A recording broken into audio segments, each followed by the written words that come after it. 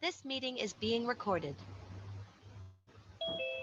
Bueno, buenas tardes a todos, a todas y a todes a esta nueva conversación, a este nuevo ciclo de charlas que estamos inaugurando de alguna manera con Daniela, porque si bien hace un tiempo venimos teniendo la iniciativa de dar visibilidad a personas que se encuentran trabajando en el ámbito de la investigación, dentro y fuera de la universidad y también en el ámbito profesional, esta quizás es una de las primeras oportunidades en las que la temática quizás excede un poco a lo que veníamos trabajando y sobre todo al tipo de vínculo con la universidad.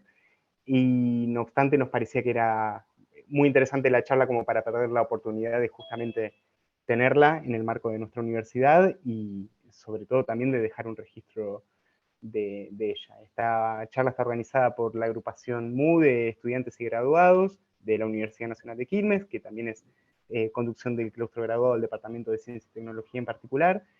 Y hoy nos honra la presencia de Daniela Montagna, que es veterinaria, doctora de la Universidad de Buenos Aires, es especialista en docencia universitaria y docente de la materia Química Biológica de la Facultad de Ciencias Veterinarias de la Universidad de Buenos Aires. Se desempeña como becaria postdoctoral CONICET en el Laboratorio de Oncología Experimental de la Academia Nacional de Medicina. Y importante para el tema que nos concierne hoy, se encuentra realizando el máster de Animales de Laboratorio y Bienestar Animal de la Universidad Autónoma de Barcelona. Así que, Daniela, cuando quieras, es todo tuyo. Bueno, muchas gracias, buenas tardes. Bueno, les agradezco por darme el espacio. Les cuento un poco que la charla, que se titula Una mirada a los sesgos en modelos animales de experimentación, está enmarcada en unos módulos que estuve realizando en el marco de una maestría en animales de laboratorio y bienestar animal, en la que fui becada para poder asistir. Y en este marco, uno de los factores que influyeron para que me otorgaran la beca es justamente eso, cómo de alguna manera los conocimientos que se pueden llegar a ver en ese máster vuelven al país donde cada uno de los becarios se desempeña en actividades de investigación y de docencia, para de alguna manera difundir ese conocimiento aprendido. Y justamente las becas se otorgan en el marco de seguir realizando la carrera, el desarrollo profesional en los países que tienen a la ciencia de animales de laboratorio en desarrollo. Entonces esta charla es de alguna manera parte de eso, ¿no? De poder volcar o, bueno, contribuir en esta pequeña formación, ¿sí? Bueno, muchas gracias entonces por la presencia. Quiero ver cómo pasamos bien la presentación. Bueno, la charla se basa básicamente en algunos factores que pueden contribuir en la calidad de un estudio que se realiza con animales de experimentación. Hay distintos factores que hay que tener en cuenta antes de comenzar a trabajar con animales de laboratorio: la reproducibilidad que va a tener el ensayo, la precisión que va a tener, el impacto. Es muy importante, por supuesto, entender el tema de trabajo, profundizar en el tema de trabajo donde vamos a empezar a querer testar una determinada hipótesis, es decir, conocer la hipótesis, pero todos estos factores que son importantes no van a ser abarcados en esta charla.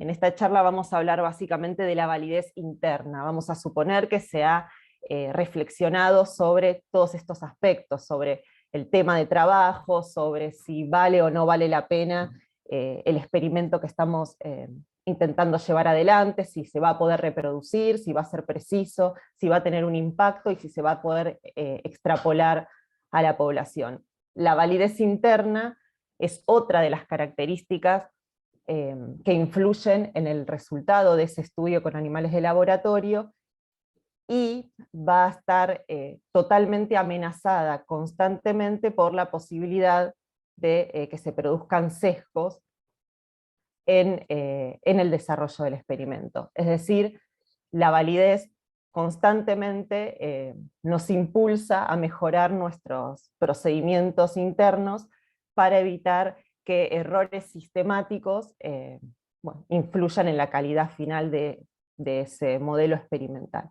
Muchas veces logramos un cierto resultado como consecuencia de llevar adelante un modelo de investigación con animales, y luego de un trabajo laborioso llega a una instancia de ensayo clínico y vemos que eso que se ha probado falla en los últimos eslabones de la aplicación o la extrapolación a la medicina, y entonces nos preguntamos por qué, y desde las bases, qué es lo que podemos hacer para intentar minimizar que esto suceda.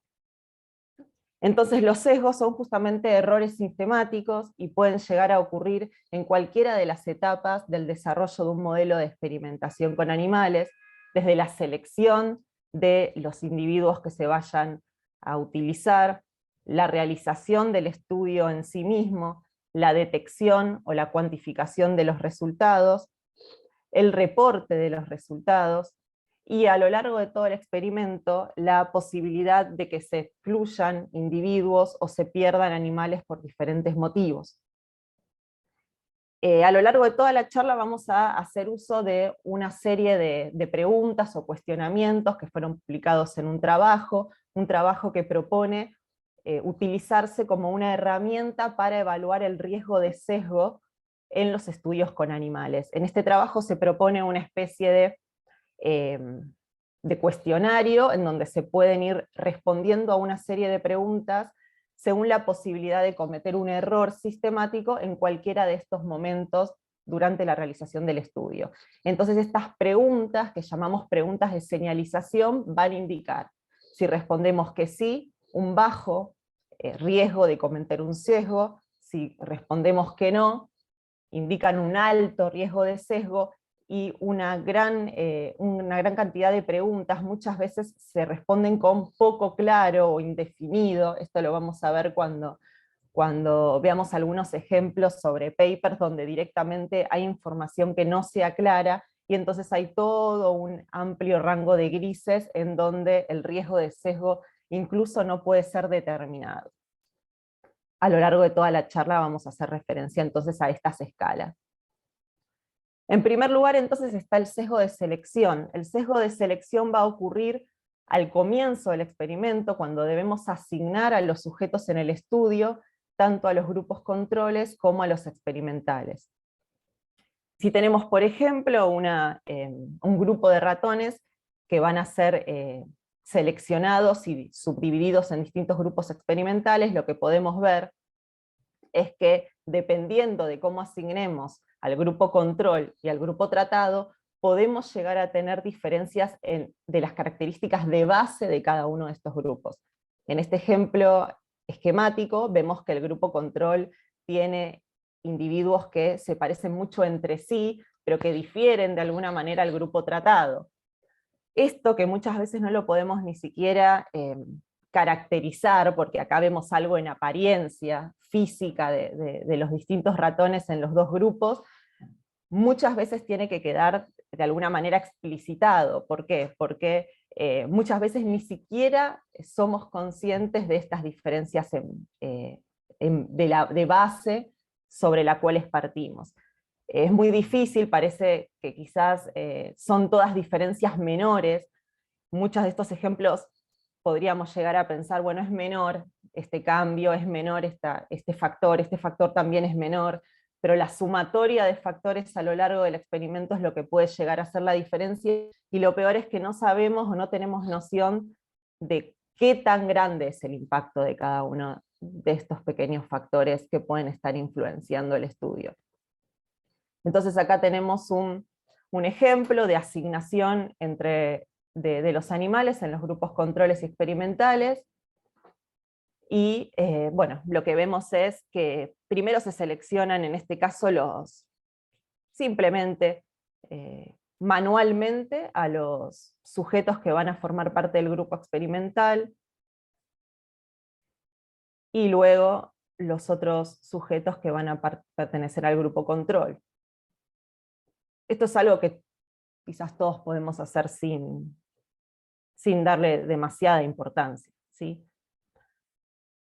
Lo que pasa con esto es que los primeros 5 individuos fueron asignados al grupo experimental y pueden ser justamente desde los más dóciles, los más fáciles de agarrar, los que presenten determinadas características, y el operador van a ser los primeros 5 que tenga a mano. De nuevo podemos decir, bueno, esto es una diferencia menor, pero lo que vamos a ver en la charla es que vamos a ver un montón de diferencias y de factores que parecen ser menores, ¿no? Otra cosa muy, muy común es, por ejemplo, tener 2 cajas de ratones, asignarle a una de las cajas un nombre, caja A, y asignarle el grupo control a esa caja, mientras que el grupo tratado va a pasar a ser la caja B de manera arbitraria, independientemente de la composición de esas cajas, independientemente de la ubicación de las cajas, de cómo sean tratados, de cómo sea la camada, porque cada camada tiene sus propias características y su propia jerarquización entre los individuos. Y bueno, en este caso también asignamos arbitrariamente a un grupo un tipo de tratamiento y a otro grupo otro. Bueno, acá, por ejemplo, tenemos modelos en Zebrafish, porque se puede complejizar aún más el tema de las camadas, del comportamiento, de la variabilidad entre individuos. Tenemos acá los peces, que también pertenecen a diferentes lotes, diferentes tanques, y vemos que, por ejemplo, un trabajo asigna tanto a los diferentes grupos, controles y tratados, bueno, toma al azar de diferentes tanques cada uno de estos peces para poderlos someter a diferentes tratamientos. Lo que me pareció interesante, que en realidad a veces las revistas lo pueden exigir y cada vez más, es justamente en los materiales y métodos, que suelen ser bastante escuetos, sobre todo cuando trabajamos con animales de laboratorio, porque solemos referirnos a simplemente decir que cumplimos con la normativa vigente y que bueno, hemos realizado los procedimientos de acorde a las guías de bienestar y uso de animales de laboratorio, pero no lo referimos en concreto a las condiciones de nuestro estudio. Y en este caso, en este trabajo, colocan justamente que se han testado dos lotes diferentes, eligiendo una determinada cantidad de peces de los diferentes tanques donde han sido alojados. También aclara que todos los testeos que se han realizado han seguido un orden totalmente aleatorio, que han aleatorizado la elección de los peces de uno de cada 4 tanques donde están alojados, para poderlos exponer a las drogas y luego someterlos a un test, que son los de comportamiento que realizan en este trabajo. Es decir, en 2 o 3 renglones han caracterizado de manera precisa de dónde surgen o de dónde están tomando los animales que van a ser parte del experimento. Y acá una breve función, probablemente muchos la conozcan, pero para aleatorizar nuestros experimentos, para que quizás sea algo de lo cual no tengamos que depender o pensarlo o intentar, no sé, obstaculizar el experimento ya de entrada, porque en realidad ya parece como una traba más al curso del experimento, la aleatorización inicial. Simplemente podríamos, por ejemplo, en una tabla de Excel, si ven esta numeración, van a ver que la columna donde dice animales hay 5 controles y seguido de 5 tratados. Estos van a ser los animales que se van a asignar a un grupo o a otro. Y ven que hay una función que se llama rand,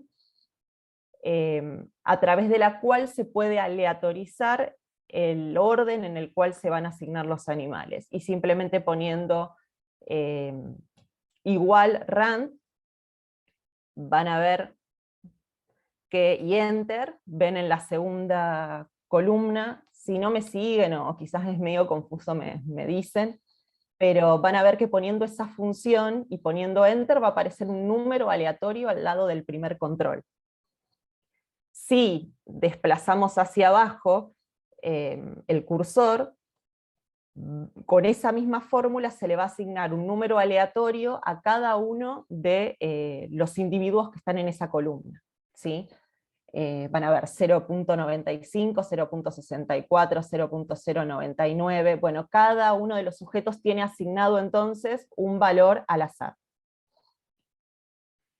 Una vez de que fue asignado ese valor al azar, vamos a ir con botón derecho a copiar toda esa columna y a pegarla como valores, es decir, copiamos y pegamos en la misma columna. Es una pavada, pero quizás simplemente es para independizarnos de la fórmula inicial, ¿sí? Copiar y pegar como valores en el mismo lugar.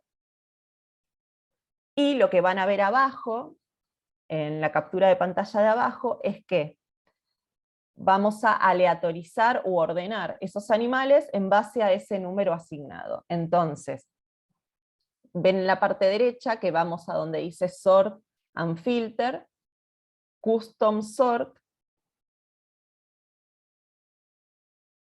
y ponemos sortear por número aleatorio todos los valores de menor a mayor.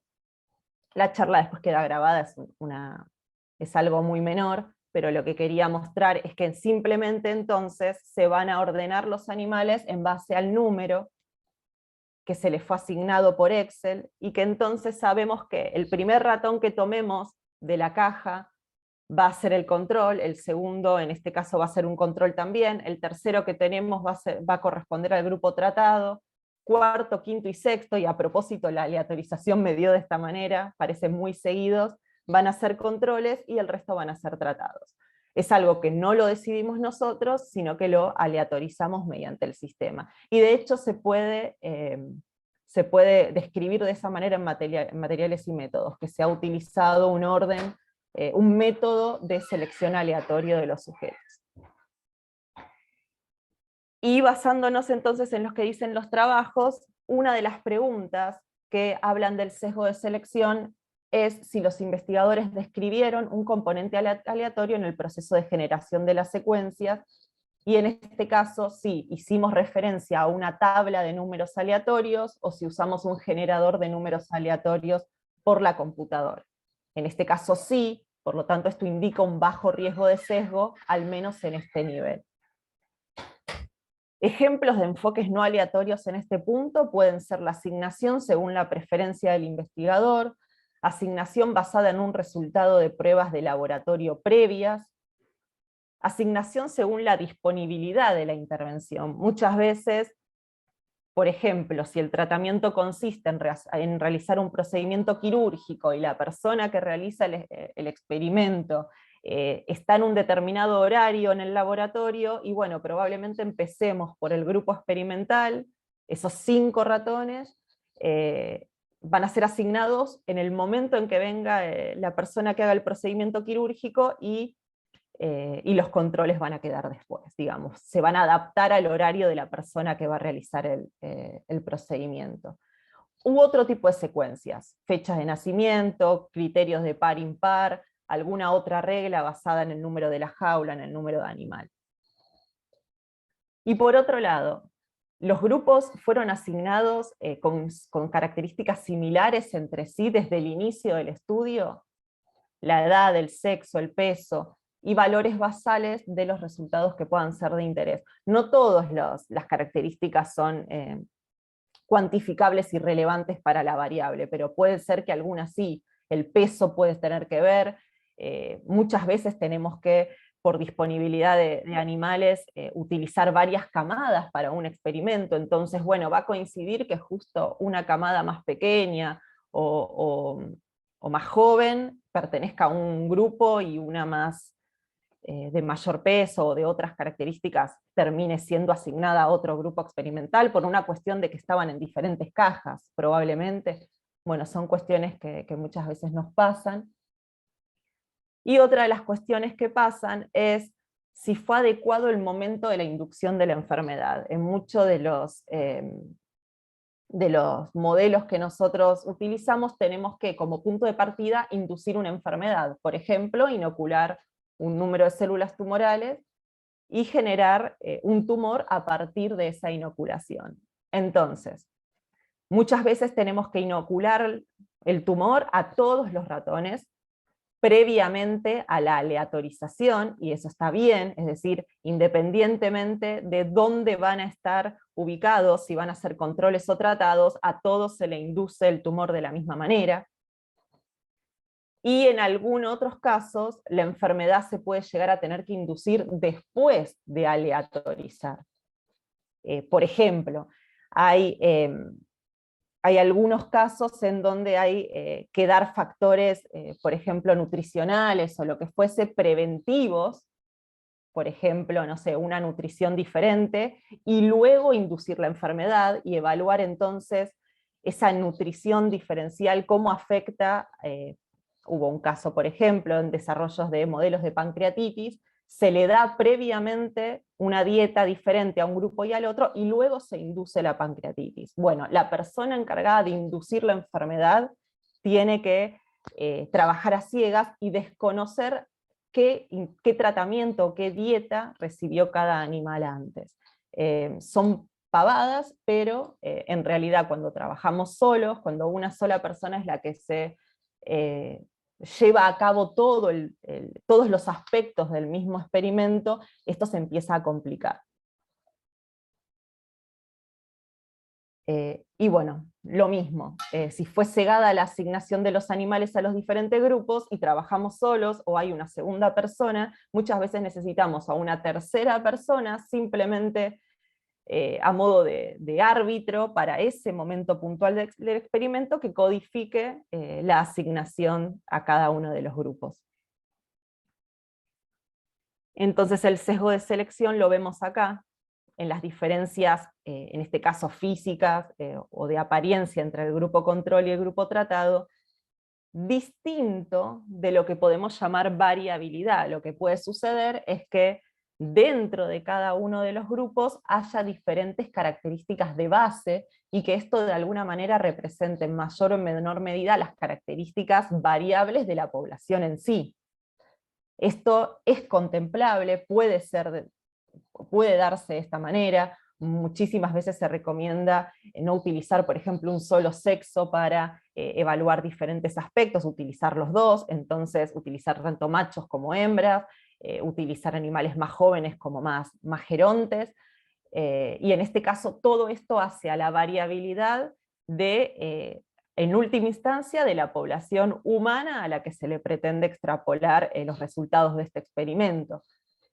Y cuando tenemos una población variable, ahí sí hay diferentes herramientas en cuanto al diseño estadístico o experimental que se pueden utilizar para incorporar en el diseño esa propia variabilidad.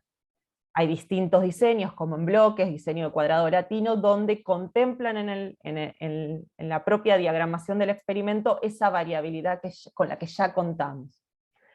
Quizás los ratones nos parecen de antemano muy parecidos entre sí, son de la misma cepa, podemos decir cuánto puede influir esto en el desarrollo del experimento, cuánto puede modificar esto el resultado final. Quizás pensamos de antemano que poco, pero está reportado que no es tan así. Cuando hay en distintas publicaciones se ha tomado estos pequeños cambios y luego se ha realizado el mismo proceso experimental, se han llegado a conclusiones muchas veces completamente diferentes y hasta opuestas en algún punto, y ahí eso nos pone un poco en duda para poder reflexionar acerca de cada uno de estos pasos. Entonces esta es la primera parte, cómo asignamos directamente al individuo que va a formar parte del experimento. Otra cosa que quería comentarles es que en general hablamos de ratones, podemos hacer referencia a otros modelos de animales de experimentación, pero cuando hablamos, por ejemplo, modelos experimentales con animales silvestres, hay otro tipo de modelos experimentales donde este sesgo de selección toma muchísimo más peso. Así que de antemano, ¿cómo elegimos a los individuos que van a ingresar al estudio? Y ni hablar de un ensayo clínico. A veces parecemos una caricatura del ensayo clínico en cuanto a las normas de qué tan estrictas son las normas a las que nos sometemos para realizar el ensayo. Y cuando vemos el ensayo clínico, el doble ciego, y y la forma en que los criterios de exclusión y de inclusión en los ensayos tienen que ser claramente especificados, vemos que nosotros no hacemos lo mismo en nuestra parte básica de la misma investigación. Entonces, los sesgos durante el desarrollo del estudio. Estos errores ocurren durante la realización de todo el experimento, tienen mucha relación con el alojamiento de los animales, el monitoreo, cómo realizamos la manipulación, el seguimiento, cómo administramos los tratamientos, cómo realizamos las cirugías. Y son diferencias sistemáticas entre los grupos controles y experimentales que no se deben al tratamiento aplicado. Es decir, más allá del tratamiento, que tendría que ser lo único la única diferencia entre ambos grupos, bueno, se asocian a los grupos controles experimentales otro tipo de diferencias ajenas a ese tratamiento.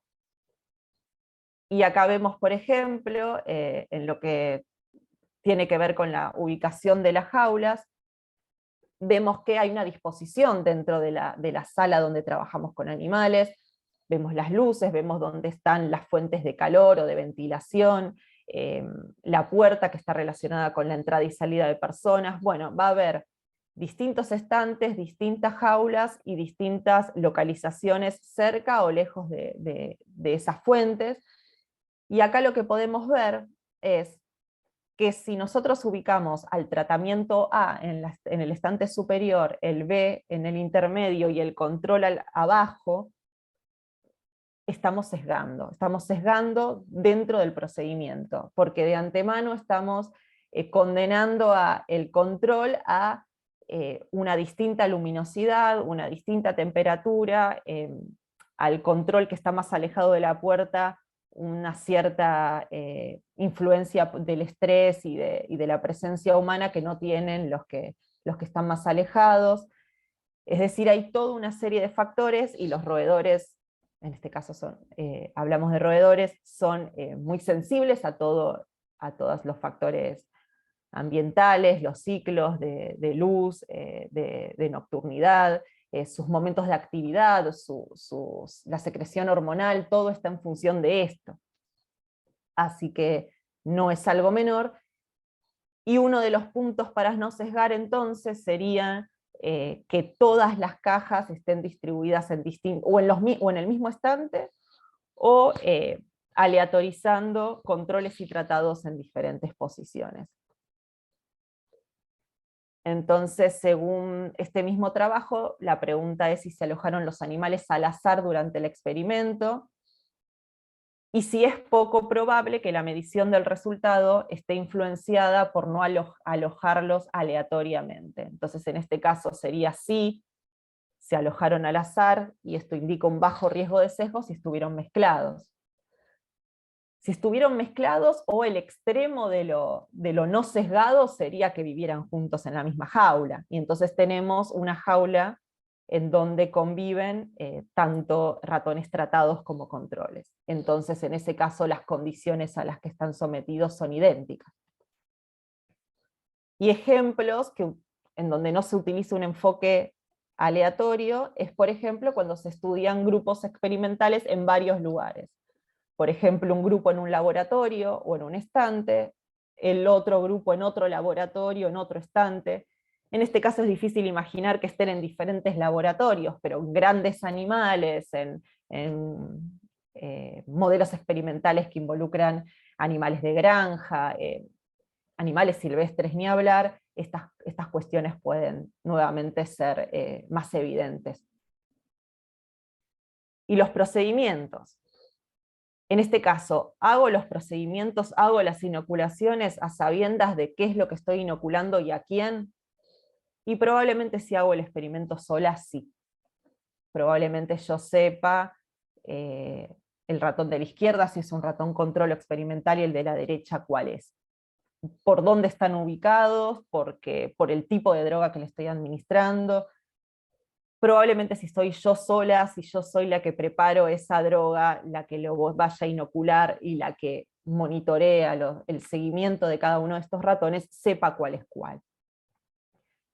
Probablemente entonces la persona que está cargando la droga sea la misma que la inocula, o por ejemplo, la persona que tiene que estar haciendo un determinado procedimiento quirúrgico sepa finalmente a qué tratamiento va a pertenecer ese ratón. Y deberíamos intentar que esto pase lo menos posible. Por ejemplo, si tuviésemos que hacer una intervención quirúrgica en la que se le genera un determinado tipo de daño inducido al ratón, y la operación del control en realidad debería ser exactamente esos mismos procedimientos, es decir, abrir la cavidad abdominal, realizar una especie de imitación del grupo experimental, menos la intervención que le genere el daño al grupo experimental. Es decir, la persona que hace la cirugía no tiene que saber, apenas toma el animal y lo anestesia y empieza el procedimiento quirúrgico, en todos esos primeros pasos no debe saber si ese ratón finalmente va a pertenecer a un grupo o al otro. Y entonces empieza los problemas, porque necesitamos más gente, necesitamos al menos una persona más que nos esté guiando. Una persona que cumpla el rol de operador y la otra persona guía, coordinadora del experimento al lado, y las tareas, los roles bien asignados y bien divididos. Los roles deberían ser asignados previamente, porque parece una locura, yo intenté esto, lo intentamos, y las primeras veces que se intenta es muy, muy engorroso. La idea no es hacer las cosas perfectas, sino poner el ojo en cada uno de estos puntos para intentarlos mejorar. Pero es muchísimo más fácil si en el diseño de todo este experimento ya está contemplado que en algún momento se necesiten 2, 3 personas trabajando a la vez, y si esto va a ser posible, y si no va a ser posible, de qué manera contar con pequeñas ayudas en diferentes momentos del experimento, aunque fuesen de investigadores externos, momentáneos, ayudas muy puntuales que permitan hacer más factible que estos procedimientos se cumplan de la mejor manera posible. ¿Cómo los monitoreamos? ¿Cómo los tratamos? Al grupo más débil, al grupo tratado, quizás estemos sacándolo y guardándolo del housing más veces, porque estemos viendo si se mueren, si les pasa algo, si tienen alguna morbilidad, si hay que darlos de baja. Bueno, probablemente los estemos sacando de la caja más veces, los estemos mirando con más detenimiento que a los controles, y esto quizás sucede porque sabemos quién es el tratado y quién es el control. Deberían ser todos tratados de la misma manera y monitoreados de la misma manera, como si no supiésemos a qué grupo pertenecen. De hecho, deberíamos no saber a qué grupo pertenecen. Lo mismo con el enriquecimiento ambiental, la manera de administrarles analgesia, es decir, la analgesia se puede administrar tranquilamente de manera diferencial a un ratón y o a otro, no necesariamente todos tienen su misma escala de dolor, pero la analgesia no es que se la administro al grupo tratado simplemente porque está tratado. La analgesia la administro al ratón que, según el score de dolor, manifiesta dolor. Entonces no necesito saber a qué grupo experimental pertenece el ratón al que le estoy dando la analgesia. Es otra manera, otro enfoque de trabajar. Es decir, no para la ansiedad no sabemos casi hasta el final del experimento qué pasó con el experimento, o si el experimento va bien o va mal. De hecho, porque si no va bien, no va acorde a lo que pensábamos, también es un resultado. Entonces no haría falta saberlo de antemano, porque tampoco habría que interrumpirlo, ¿sí? Entonces, ¿estaban los investigadores cegados de saber qué intervención recibió cada animal? ¿Se aseguró el blinding? ¿Se puede haber roto el doble ciego en algún momento?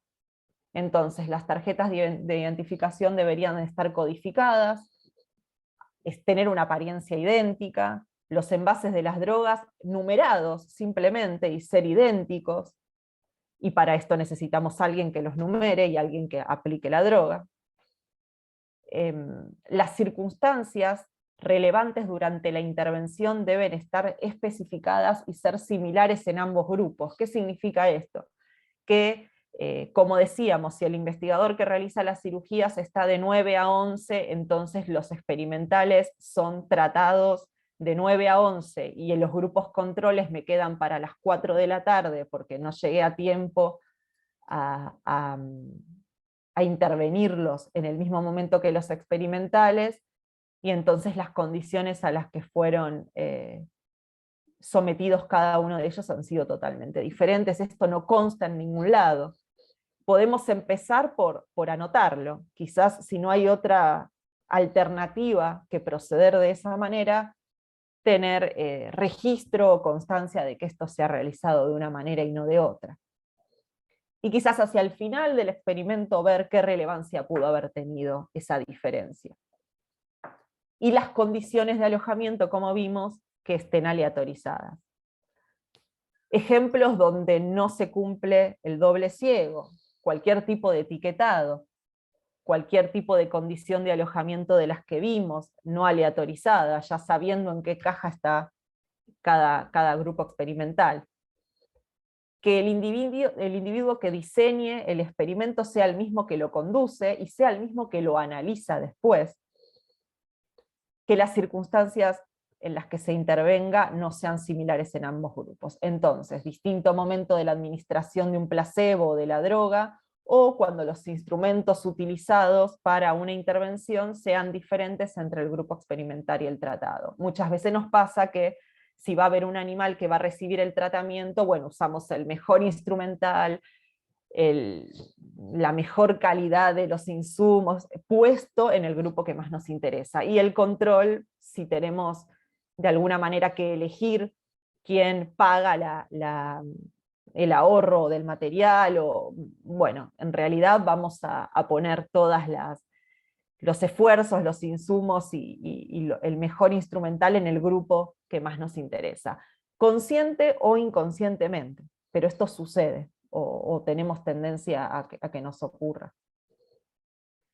Bueno, y terminamos el experimento, y cuando lo terminamos, también podemos seguir teniendo sesgos o errores a nivel de la detección o cuantificación del resultado. La cuantificación de los resultados o recolección de datos se puede dar al final del estudio o también en diferentes momentos intermedios. Así que esto puede estar ocurriendo en simultáneo a los sesgos de procedimiento. Y estos sesgos aparecen en la forma de medir y registrar lo que estamos haciendo. ¿Cómo recolectamos entonces, cómo analizamos estos datos finales? Bueno, tenemos un ratón, hay que medirlo, hay que medirle el tamaño de un tumor, hay que extirparlo, hay que fijarlo, y luego otra parte, que en general acá lo realiza otra persona, porque no suele ser el mismo investigador el que haga el corte, o puede ser que sí, haga el corte histopatológico y el análisis, y entonces saque una conclusión a partir de su análisis. Y acá pueden pasar muchas cosas. Puede pasar desde que, ¿cuándo damos de baja ese ratón? ¿Este ratón era un control o un experimental? ¿Lo sabíamos antes de darlo de baja? ¿Elegimos darlo de baja primero? ¿O pertenecía al grupo que más nos interesaba, entonces lo di de baja primero por la ansiedad propia de conocer qué pasó con ese ratón? ¿Quién lo decidió? ¿Lo medí sabiendo a qué grupo pertenecía o qué expectativa tenía sobre él? Luego de sacar el tumor, cuando se realiza un corte histopatológico, ¿quién analiza el corte? ¿El que analiza el corte histopatológico sabe de dónde proviene ese tejido? ¿Proviene de un control o un tratado? ¿Sabe el patólogo qué resultados espera de cada uno de estos cortes? Bueno, a veces pasa que sí, a veces pasa que no.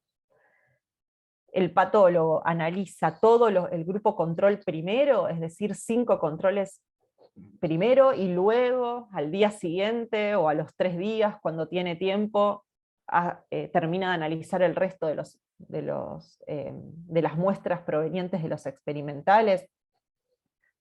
¿Hay manera de hacer esto un poco más adecuadamente, podríamos quizás, es una cadena de cuestiones, podríamos quizás no saber a quién damos de baja primero, podríamos no saber cuando medimos qué estamos midiendo, y luego las muestras podrían ser transportadas o analizadas por una tercera persona que tampoco sepa de dónde proviene, ¿no? Y bueno, quizás no es tan fácil. Son cuestiones que están todo el tiempo en tensión. No están todavía los roles dentro de un equipo quizás bien especificados, entonces probablemente sea difícil de manejar todo esto a la vez.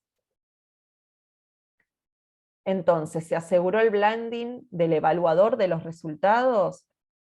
¿Es probable o improbable que se haya alterado en algún momento? Porque quizás nosotros empezamos con la mejor de las intenciones, aleatorizando quién es control y quién es tratado, y después lo terminamos aprendiendo, porque terminamos por deducción, más si somos la misma persona a la que lo realizamos, por deducción, entre comillas, engañándonos a nosotros mismos, y sabemos, terminamos sabiendo en algún momento del proceso quién era control y quién era tratado.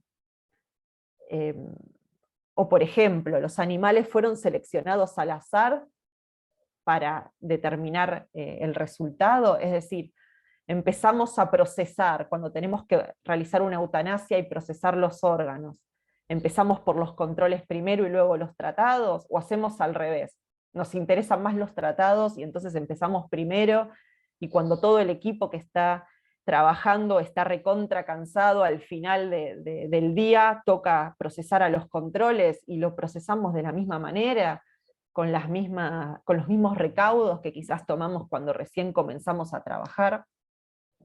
Bueno, ¿cómo podemos entonces aleatorizar todo esto?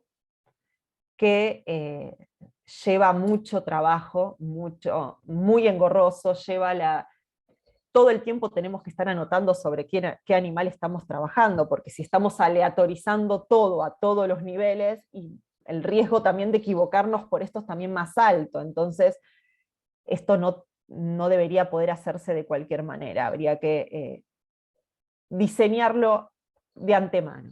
Esto es algo que creo que no se puede improvisar, no es algo que se pueda decidir en el momento, ni asignar roles, ni anotar en el momento, creo que debe estar preestablecido, porque si no el riesgo justamente de equivocarnos en todas estas metodologías termina quizás haciendo más daño que asegurando un resultado más apropiado. Y otro de los sesgos de detección es, depende cuándo decida finalizar el experimento, el resultado que puedo obtener. Entonces, de antemano, sería conveniente determinar lo que llamamos un punto final experimental, dependiendo de los objetivos que tenga la investigación. Y también cada vez más esto puede estar preestablecido. Acá ven una tabla. Las tablas pueden ser consultadas bibliográficamente de cuándo decidir terminar un experimento, o decidir el propio investigador, el propio grupo de trabajo de antemano, diseñar una propia tabla según las consideraciones que se deban tener en cuenta para decidir que ese animal sea dado de baja en un momento y no otro. Pero lo importante de esto es que sea definido de antemano. Muchas veces nos pasa que decidimos darlo de baja antes, después, un poquito más, un poco menos, según se vaya dando el resultado del experimento. Y esto en algún punto es una tendencia o un intento de adaptar ese resultado a lo más parecido posible a lo que yo prevía obtener de ese resultado. Es decir, o lo dejo que vivan un poquitito más en el afán de obtener el resultado que quiero obtener, o lo doy de baja antes, es decir, termino el experimento antes porque pienso que si lo dejo un poco más, esos resultados se van a diluir o van a perder significancia. Bueno, todo eso son de alguna manera decisiones basadas en el intento de que el resultado dé lo que queremos que dé. Y es bastante difícil, y es bastante difícil si no se asigna previamente cuáles son los criterios en donde pensamos, bueno, el experimento tiene que terminar. Criterios relacionados con el bienestar del animal, acá por ejemplo está en inglés, lo saqué de uno de los trabajos, y habla de justamente un modelo en zebrafish. Este score es de bienestar animal, es cuando deberíamos darlo de baja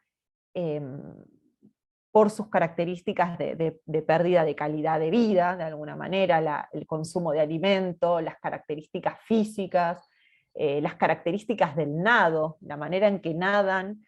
Es decir, es complejo aún en un modelo que podemos pensar que es bastante simple como el modelo de zebrafish, y no lo es en absoluto. La persona que trabaja con cada modelo experimental debe conocer con qué modelo trabaja, y de antemano definir en este caso cuándo se finaliza el experimento. Es decir, si yo considero el peso, considero el estado de alerta, de movilidad, si considero el dolor como punto final, y establecí cómo tiene que ser cada una de estas características para dar de baja al animal, cuando llegue el momento de darlo de baja, porque ha alcanzado ese punto final, lo tengo que dar de baja. Lo tengo que dar de baja indudablemente. Pero si todos esos factores no fueron predefinidos, entonces el punto final pasa a ser un punto más flexible. Y es otro de los momentos cruciales del sesgo de la detección de los resultados. Es decir, para bien o para mal, para acorde a las expectativas antes de realizar el experimento o no, o quizás sorpresivamente si no da el experimento como lo pensamos, el punto final está preestablecido. Y esa es una de las maneras que nos asegura justamente que estamos evaluando lo que según incluso nuestra hipótesis habíamos determinado desde un principio. Por eso es muy importante el diseño del experimento al comienzo. Si de acuerdo a nuestra hipótesis, y de acuerdo a lo que pensamos, el experimento tiene que terminar en un determinado momento para poder testar la hipótesis que se planteó, bueno, el experimento entonces no puede empezar a correrse de eso, de antemano. Después, si está justificado, y hay un montón de salvedades en estos puntos, si está justificado, se justifica y se corre, pero no se corre ya como forma habitual de trabajo. Esa sería la diferencia. No debería ser de uso corriente no saber cuándo el experimento va a terminar. Y acá otras cuestiones que se registran, la forma en que respiran, la actividad, el comportamiento. Si se fijan, cada uno de estos puntos le da un valor que termina siendo, hay que sumarlo, genera un valor final, y entonces se decide el punto final por encima de un determinado valor. Para esta escala, mayor a 8 puntos, se decide terminar con dar de baja ese ratón. Es decir, no terminar el experimento necesariamente para todos los animales del grupo, pero sí para ese ratón o animal en particular. Y es algo que está decidido por nosotros, pero apoyado en un criterio que nosotros mismos definimos de antemano. No pedimos que lo defina otro estudio u otro investigador. Este cuadro, esta tabla, la definimos nosotros antes de hacer el estudio. Entonces, los investigadores seleccionaron cada animal al azar o aleatorizaron la forma en que los dieron de baja para medir esos resultados. Y entonces, si se hizo o no referencia a una tabla con números aleatorios, si esa tabla se generó por computadoras, si usaron plantillas para determinar el punto final. Y toda esta información, cada vez más las revistas la solicitan para la publicación. Para publicar un ensayo con animales que luego pueda ser reproducible por otros investigadores, necesitamos todos estos datos. Es uno de los motivos por los cuales ya hace varios años en la iniciativa de generar revisiones sistemáticas o metaanálisis de los animales, de estudios con animales, se dieron cuenta que faltaban un montón de datos que quizás en metaanálisis de ensayos clínicos humanos sí estaban. Realmente son datos que no están explícitos en los estudios con animales, y por eso es muy difícil llegar a un metaanálisis a estas grandes revisiones de gran número de trabajos con animales. Cuesta muchísimo sistematizarlos, porque las condiciones en las que cada experimento se hizo son extremadamente variables, e incluso no solo variables, sino que no están descriptas, entonces tampoco se pueden analizar.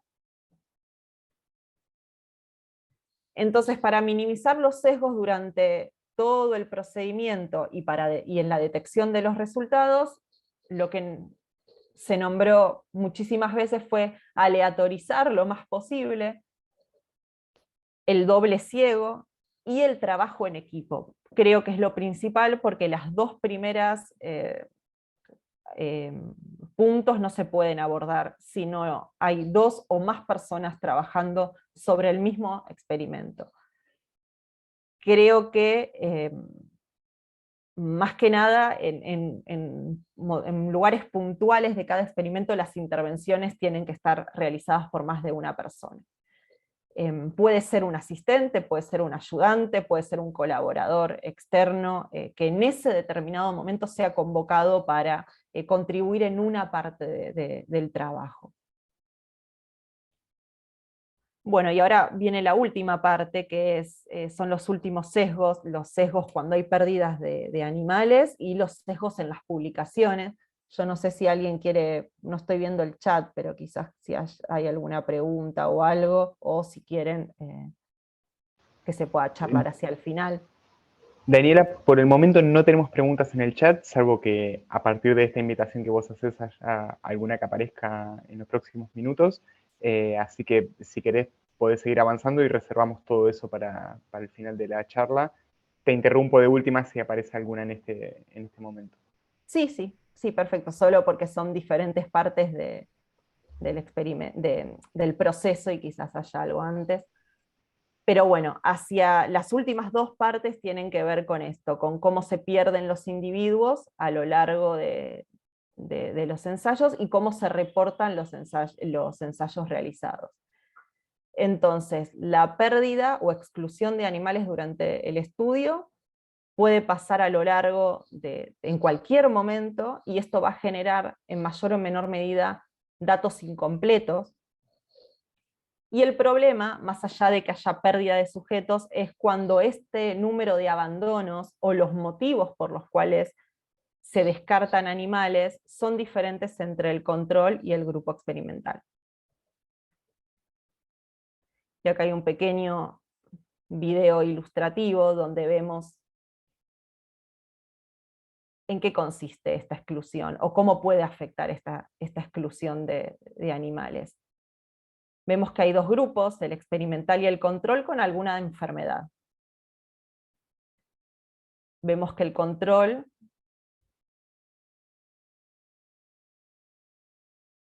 tiene como resultado un animal que ha respondido bien y el otro no, entonces hay un 50% de recuperación, si se quiere, por ejemplo, de la enfermedad. Y en el grupo experimental lo que vemos es que hay un individuo que se recuperó, pero hay una pérdida del otro individuo. Hay otro individuo que ha salido del ensayo y no sabemos qué pasó. Y esto puede ser computado como un 100% de efectividad del tratamiento, por ejemplo. Si prestamos atención, podemos rápidamente darnos cuenta que si contempláramos de alguna manera el segundo individuo que no está, ese segundo individuo podría haber tenido una buena respuesta, o podría haber tenido una mala respuesta, o incluso haber sido excluido del experimento por algún efecto adverso severo, y entonces ese 100% de efectividad del grupo experimental pasa a estar totalmente distorsionado. Y esto parece muy obvio viéndolo así, pero muchas veces podemos llegar a no solo dar de baja a un animal porque lo vemos extremadamente mal, eso puede pasar en un caso extremo, pero también puede pasar que cuando estemos analizando una muestra proveniente de alguno de estos animales, decidimos que esa muestra no fue procesada correctamente, decidimos que es un valor que se ha ido del rango que nosotros a priori pensamos que sería el rango esperable, entonces empezamos a sacar datos, y cuando esto es sistemático y no es balanceado eh, y no está justamente determinadas con claridad cuáles son las causas de excluir un dato u otro, entonces estamos contribuyendo a que este famoso porcentaje final que vemos acá, del grupo control y el grupo experimental, y pueda llegar a estar totalmente distorsionado. Acá vemos que parece que el grupo experimental fue un 100% de efectivo o de recuperación de su enfermedad, y qué pasó en el medio o qué datos hemos excluido de este análisis puede ser determinante. Entonces, los datos provenientes de los resultados incompletos fueron adecuadamente analizados, incluimos todos los animales en el análisis. Si hay una faltante en el número de datos finales, este faltante, ¿a qué razones o a qué motivos se debe? ¿Por qué ha sucedido esto? Y de alguna manera, ¿podemos computar o incluir en el análisis esos datos faltantes si utilizamos los métodos apropiados? Esto en cuanto a la pérdida de datos durante el experimento. Ahora, cuando terminamos el experimento, analizamos los resultados, tenemos los gráficos, la escritura, el reporte del resultado en sí. Lo que se observa es que hay sesgos en este punto, porque hay diferencias sistemáticas entre lo que se informa y lo que no se informa, según la naturaleza de los resultados. Esto es más que sabido, que es mucho más probable que se informen resultados para los que se encuentran diferencias significativas entre los grupos, que resultados no significativos. Y acá les dejo, es una página de internet en donde ya se pueden sistematizar los registros de los trials preclínicos, es decir, como se inscribe un ensayo clínico en medicina humana, este es un intento por incluir y validar de antemano los ensayos preclínicos. Es un registro internacional de los protocolos realizados en modelos experimentales que utilizan animales. En esta página se pueden inscribir, se puede describir el protocolo, describir el diseño experimental, describir la forma en que se van a evaluar los resultados, y de alguna manera esto va a ser discutido por colegas, hay como una revisión de pares, pero no a la instancia de la presentación del manuscrito final, sino a la instancia de antes de realizar el experimento, de alguna manera se valida de esta manera, y entonces nos aseguramos, cuando está inscrito el ensayo, que independientemente del resultado obtenido, si el ensayo se realizó según los protocolos que se detallaron en el registro, el resultado es publicable. El resultado es publicable independientemente de la significancia o no, independientemente de si es o no lo esperable según la hipótesis, el ensayo se puede publicar. Y es una herramienta, quizás lleva un poquitito más de tiempo, y lo que prolonga, creo que todas estas herramientas prolongan el momento del diseño del experimento. Toda la etapa previa a la ejecución del ensayo se alarga. Se alarga en vistas de asegurarnos al final de todo el recorrido que podamos difundir abiertamente el resultado de ese experimento, y que nosotros mismos estemos de alguna manera tranquilos de que estamos difundiendo algo que refleja lo que puede estar pasando con ese experimento, con esos con ese tratamiento que pusimos en juego en ese momento.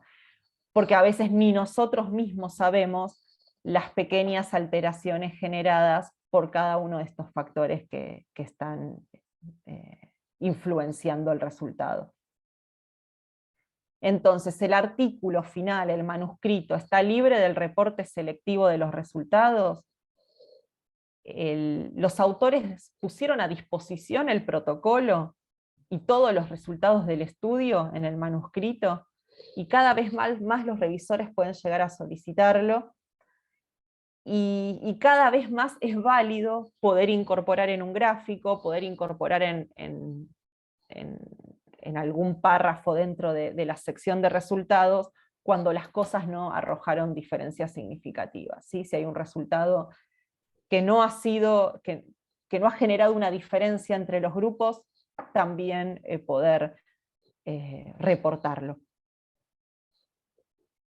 Y entonces un informe selectivo de resultados puede ser justamente cuando todos los resultados preespecificados no han sido reportados, es decir, un resultado que me interesaba medir de antemano, como no fue significativo, no lo reporto, y era un resultado que me interesaba.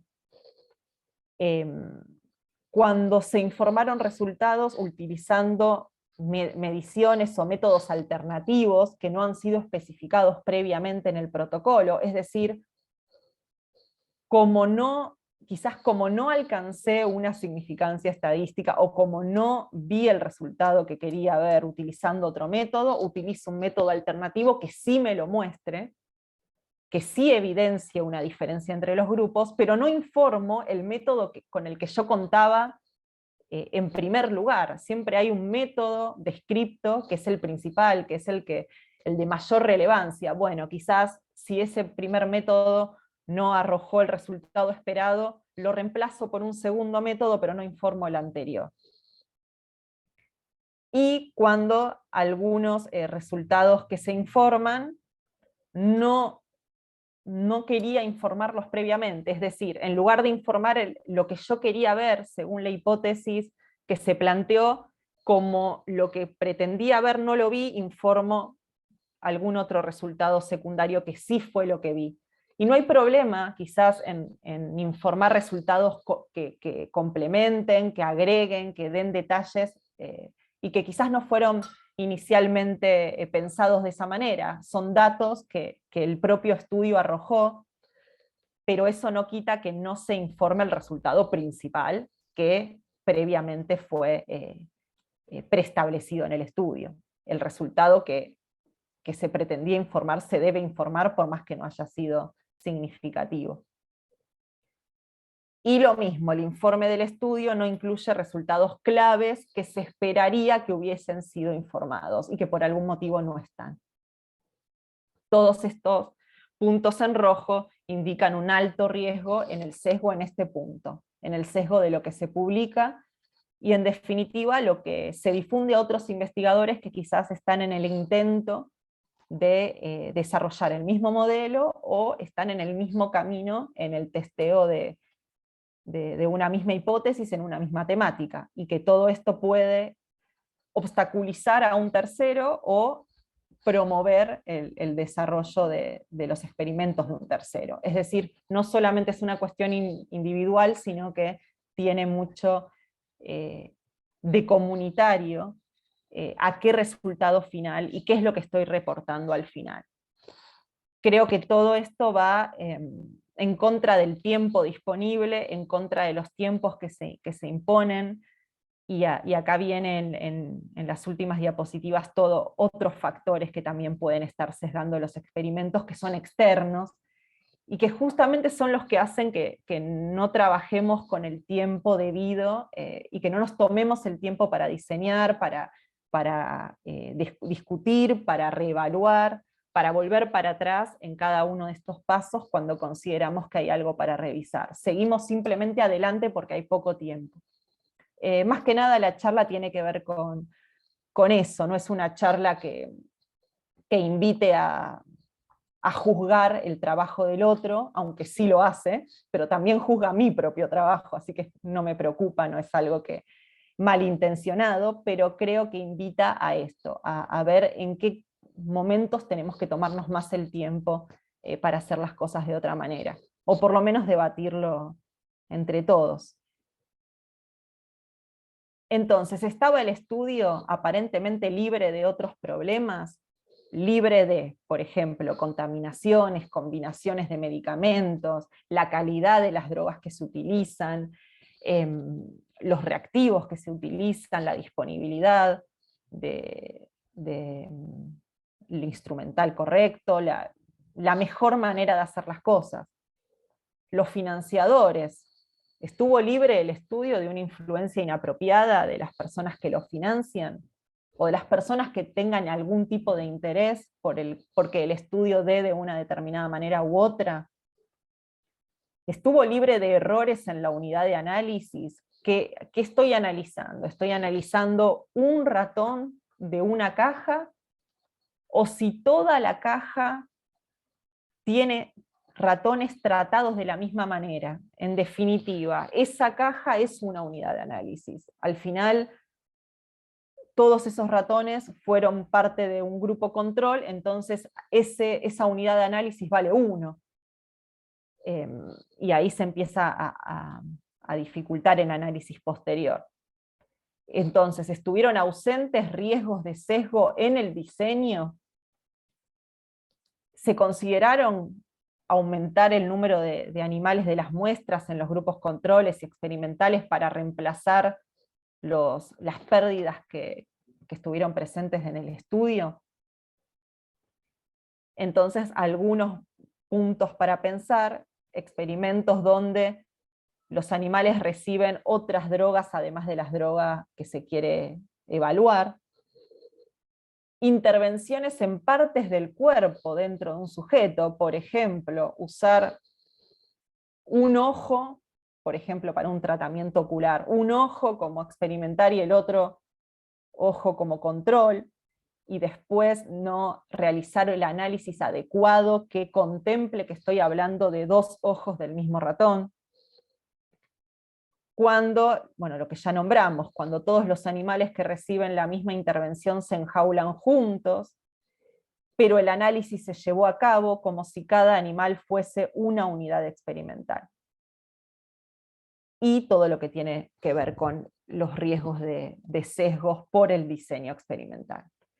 Como ven, hay un montón de cuestiones, creo que todas, que pueden ser más o menos solucionables si se diseñan o se prevén antes de comenzar con el experimento y no se intentan abordar sobre la marcha.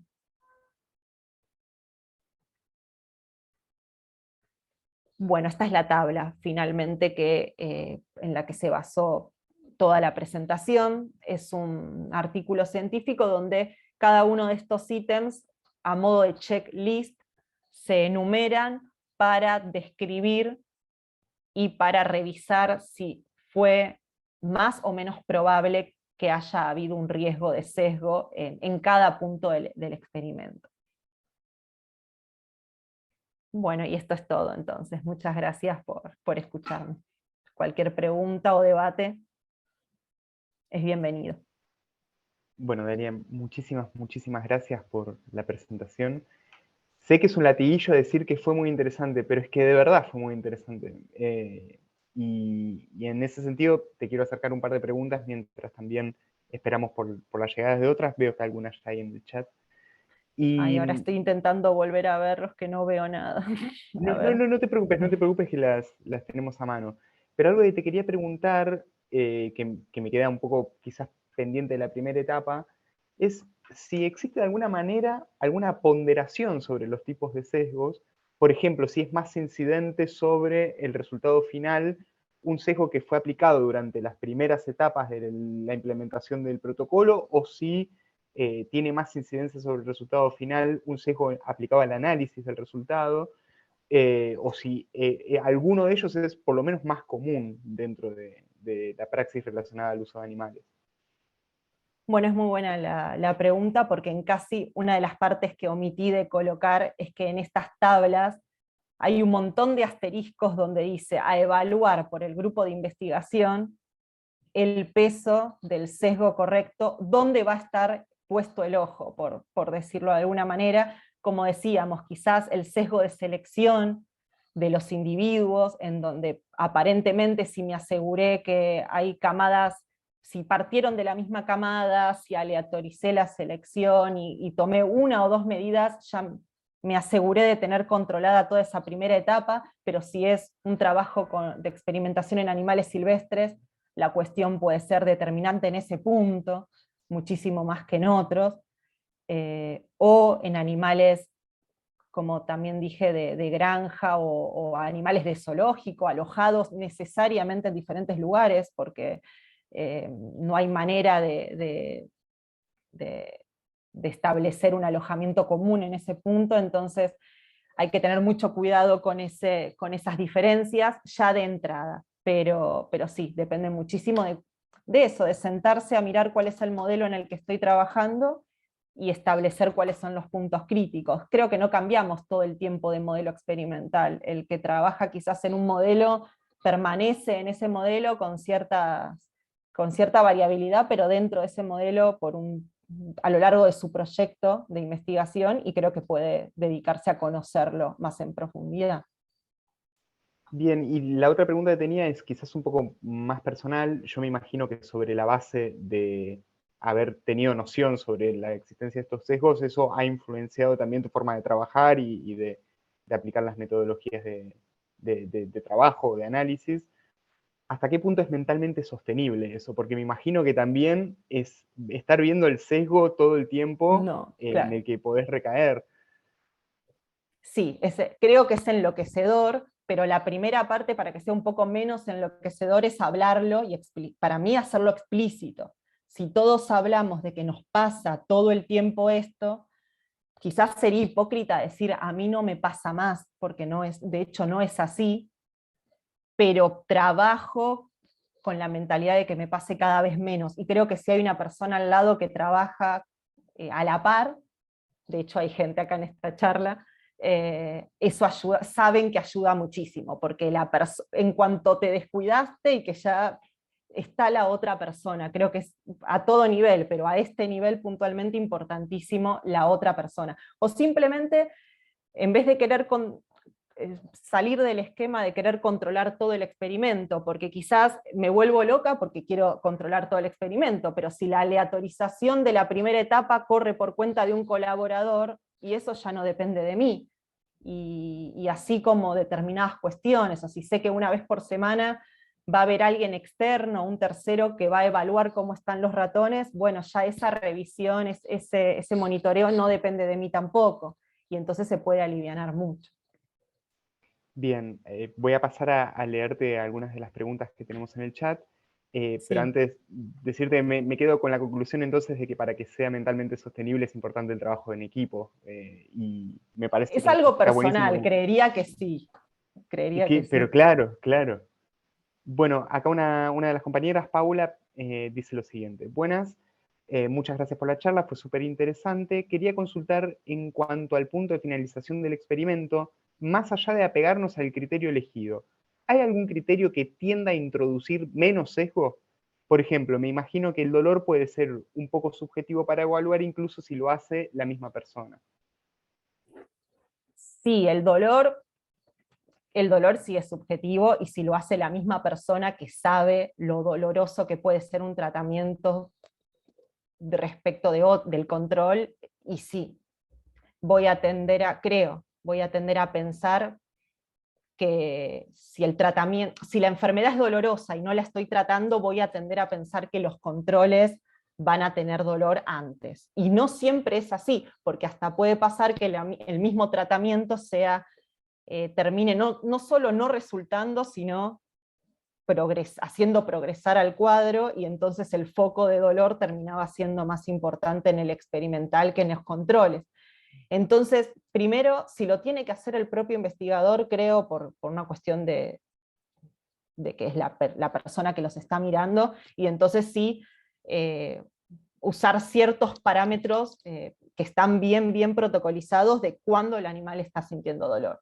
Y a veces no es tan fácil porque los roedores al menos no manifiestan el dolor tan tempranamente. Creo que es más fácil pensar que el animal no está dolorido y subestimar su dolor que sobreestimarlo.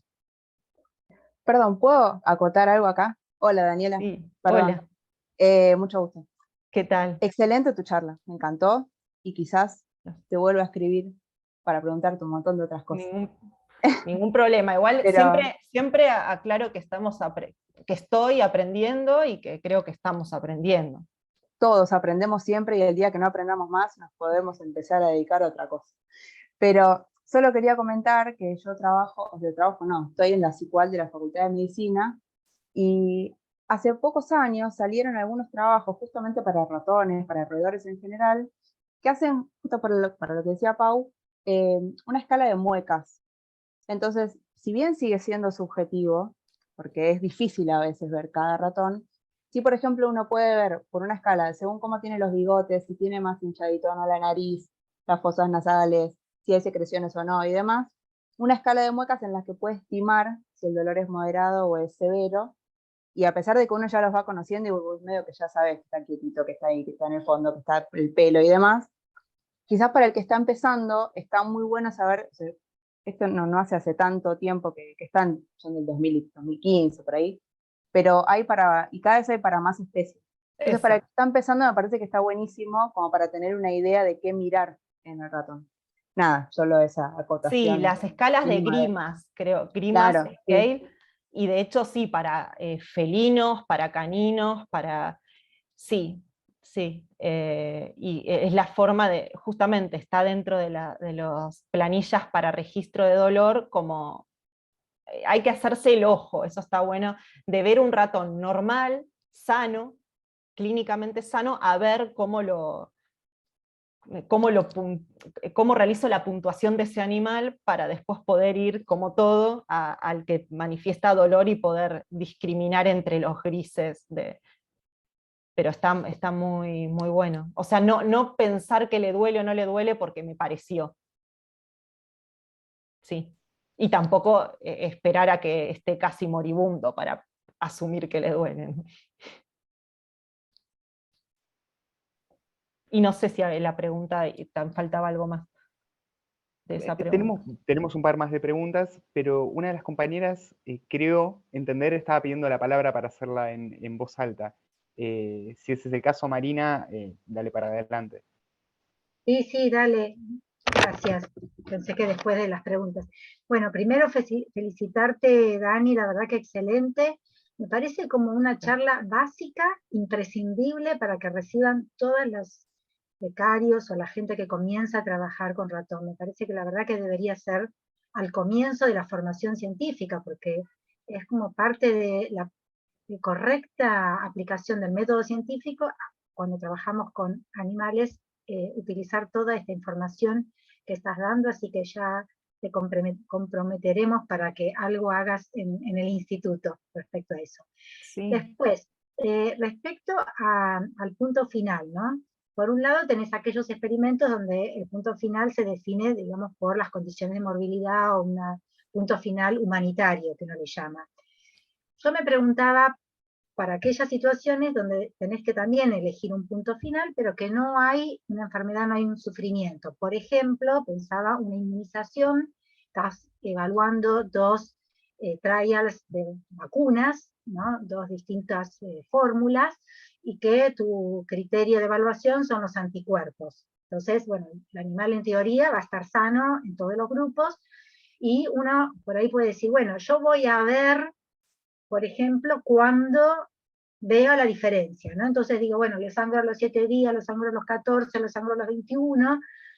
En esas circunstancias, igual se prefiere que uno defina el tiempo previo, no esperar a que yo vea alguna diferencia, sino decir, bueno, yo sé que porque por estudios previos en otras publicaciones o por una evaluación previa en un pequeño grupo de animales, sé que el pico de anticuerpos lo observo a tal día, entonces también tengo que prefijar de antemano la fecha o el tiempo de finalización del experimento.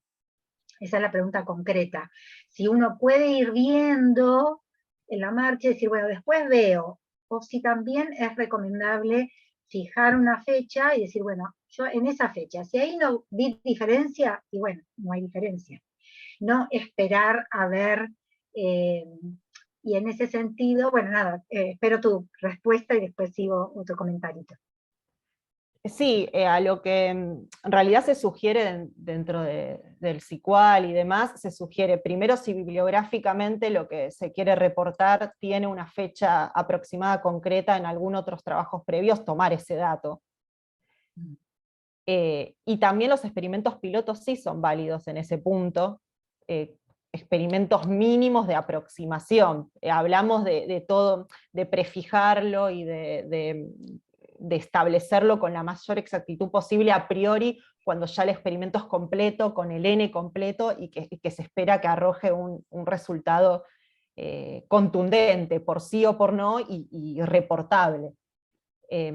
Ahora, en el caso de las curvas de tiempo y demás, donde realmente se pueden evaluar distintos puntos sin la necesidad de que el animal tenga que ser dado de baja, si se pueden aprovechar del mismo animal diferentes puntos y elegir después, bueno, de antemano la idea del diseño es que, bueno, si se quieren probar 3 puntos diferentes, de antemano decirlo, aclararlo, bueno, se probarán 3 y esto no altera no haría falta darlo de baja en ningún otro momento, salvo al final, y probamos 3 o 4 puntos de la variable, y después si hay nuevos experimentos del grupo, se ajustará a una de ellas, porque creo que no es que si trabajamos en general en el mismo modelo, y uno a la vez que va de alguna manera puliendo ese modelo, llegamos al punto de que el propio resultado del grupo de trabajo hace quedarse con uno de antemano.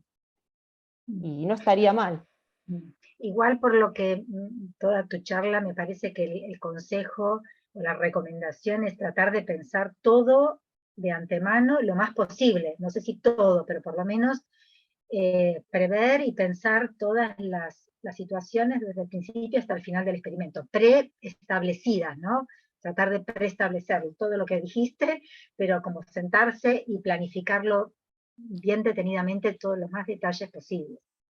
Sí, creo que se hace 1 o 2 veces a fondo y me parece que después es bastante más, ya el engranaje creo que puede ir siendo menos enloquecedor, ya si el grupo trabaja con un modelo, ya es más fácil de prever, y de esa manera se da lugar a que te sorprenda realmente algo que estaba fuera de tu predicción, digamos, ¿no? Cuando ya el resultado te sorprende, pero ya todo lo demás lo tenías en cuenta, bueno, qué más valioso que ese resultado, que aún previendo lo demás, te sigue sorprendiendo, y bueno, creo que sería interesante.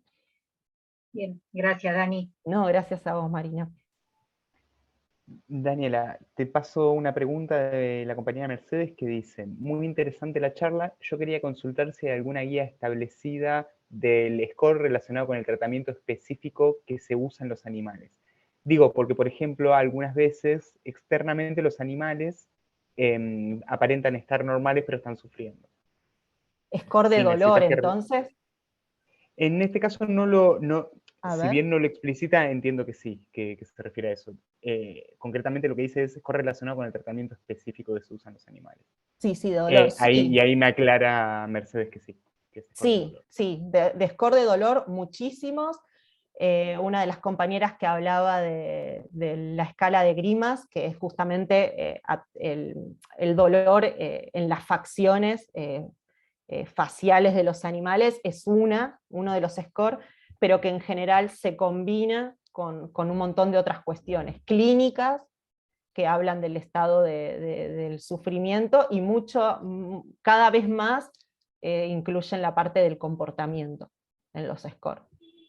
Antes, y son score justamente porque no hay solo un factor que tenga el peso del 100% de la decisión de dar de baja a un animal. Muchas veces puede haber un animal con una afección clínica que desde el punto de vista del comportamiento está en lo que se considera un buen estado de bienestar, ese animal puede no ser dado de baja, por ejemplo. Es global. Pero si sumado, como el ejemplo que dimos de zebrafish, si supera un determinado puntaje, por más que nos parezca que aún así no está sufriendo nada, el score dice que lo superó, y entonces ese es el punto en el que la decisión ya es ajena a nosotros, ¿no? Nos volcamos en esa herramienta para decidir ese punto, aunque no nos parezca quizás, o sea, nos parece que puede aguantar un poco más, pero si ya establecimos ese score, y lo respetamos en ese momento también. Bien, la siguiente pregunta, que es de Laura, es un poco larga, así que si es necesario que relea alguna parte, por favor avísame. A ver, capaz la Dice, puedo leer de ahí, sí. Ahí sí, está. claro, si te es más cómodo leer la voz, desde ya. Ay, espera porque se me va como el cursor.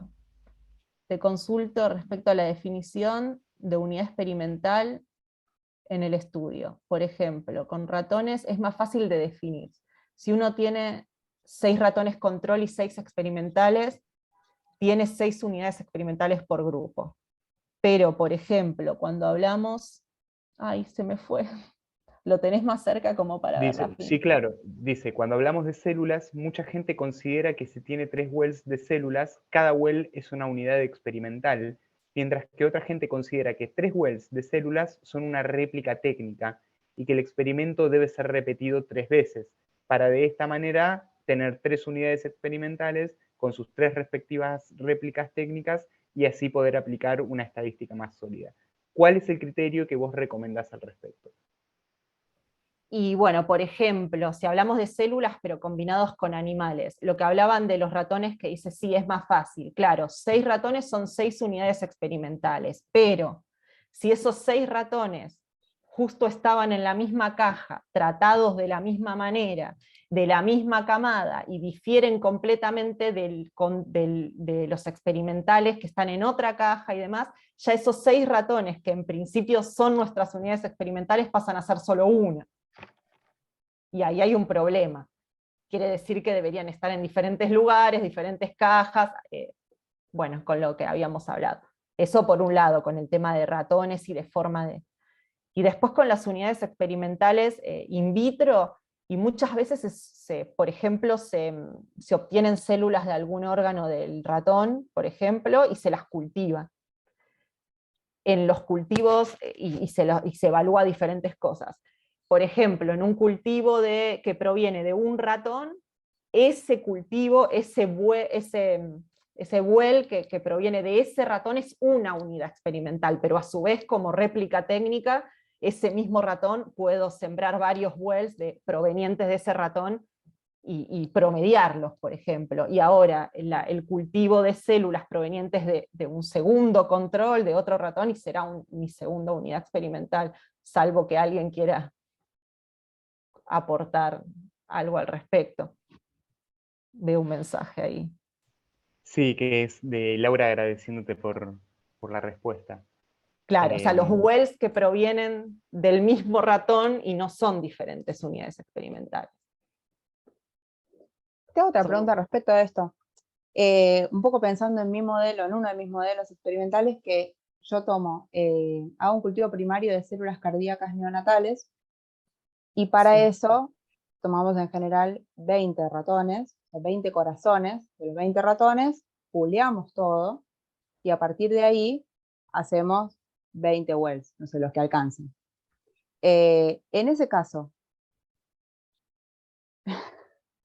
¿cómo sería? Y hacen duplicados, Lo que pasa triplicados. es que, claro, y a partir de ahí, por ejemplo, yo tengo estos, vamos a suponer, 12 wells. Y en esos 12 wells tengo 4 wells con cada tratamiento, tengo 4 wells de control, 4 wells de desinfecto, 4 wells de segundo tratamiento A, y en el otro un tratamiento B.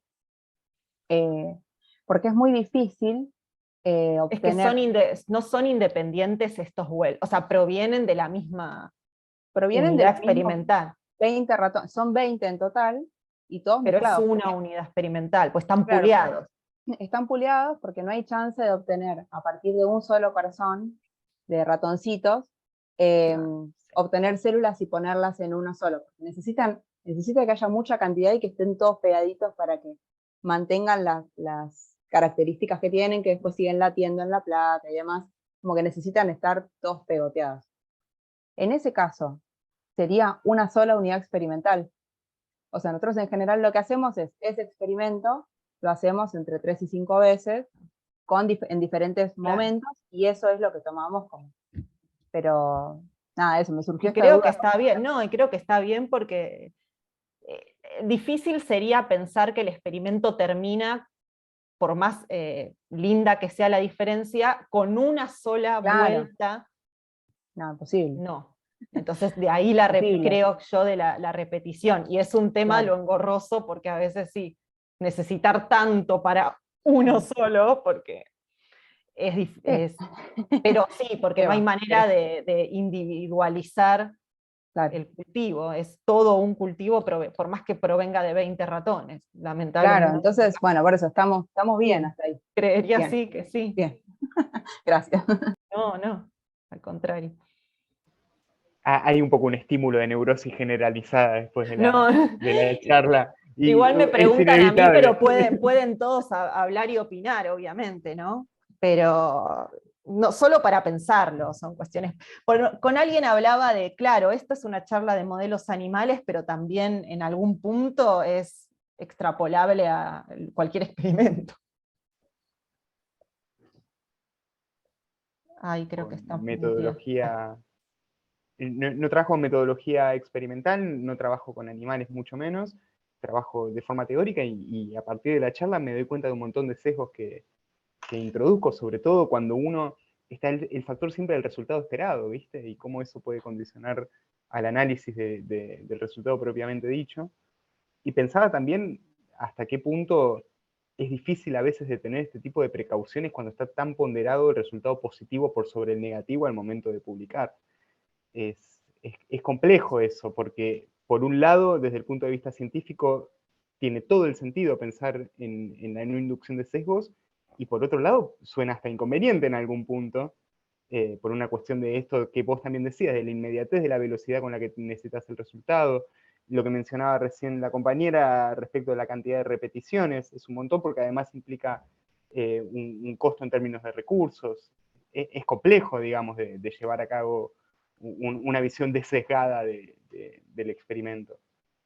Muy No solo de difícil. recursos, sino ético también. Llega un momento que hasta cuánto podés Completamente, usar una cantidad, completamente.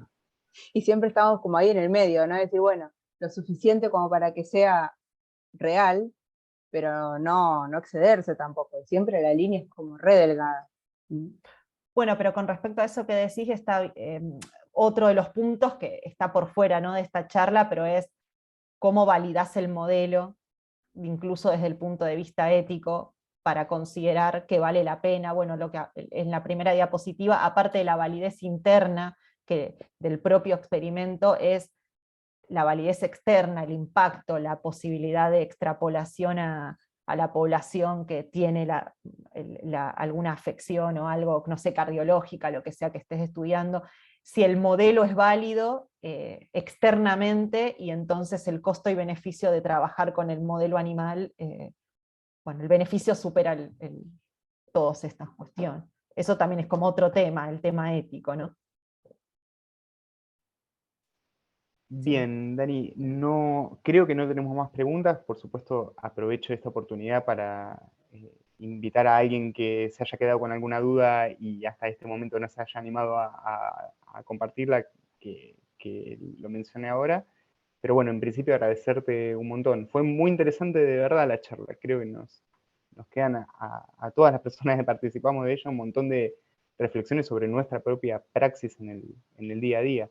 Y no quiero dejar de agradecerle también a las autoridades del Departamento de Ciencia y Tecnología de la Universidad de Quilmes por permitirnos este espacio virtual, pero además por darnos la posibilidad de grabarla, de manera que cualquier inquietud que haya podido quedar se puede retomar también desde la revisión del video, porque eso va a estar publicado prontamente en las redes del espacio.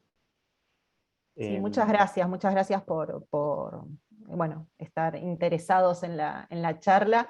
Y lo que menos querría es de que la charla genere eso, una decepción. No es eso. Creo que es peor no pensarlo, nada más. No es tampoco que nos tenemos que quedar sin dormir.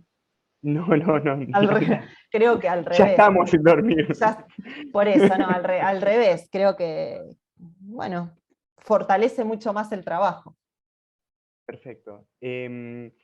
Lo último, Dani, si querés dejarle algún contacto por si hay alguna persona que tenga interés en contactarse con vos. Sí, ahí le comparto la Así ya queda última también en el parte. video, ¿viste? Sí, ahí está, si Ah, lo ven, perfecto, mi perfecto. mail, ahí abajo, daniela.r.montagna@gmail.com. De hecho, para cualquier solicitud de bibliografía o artículos que estén sustentando esta charla, o los scores de distintas mediciones, o alguna información que les sea útil. Perfecto. De todas maneras, en la descripción del video también lo podemos poner si nos permitís. Así Sí, cualquier persona sí, que vea el video después puede también comunicarse. sí, ningún problema. Bueno, perfecto. Muchísimas gracias, Dani. Muchísimas gracias a las autoridades y a las personas que participaron de la charla, y nos estaremos encontrando prontamente porque, bueno, esto es un ciclo que continúa y que tiene por objetivo justamente dar visibilidad a este tipo de cuestiones y a personas que se desempeñan en el ámbito, así que nos estamos viendo y muchas gracias.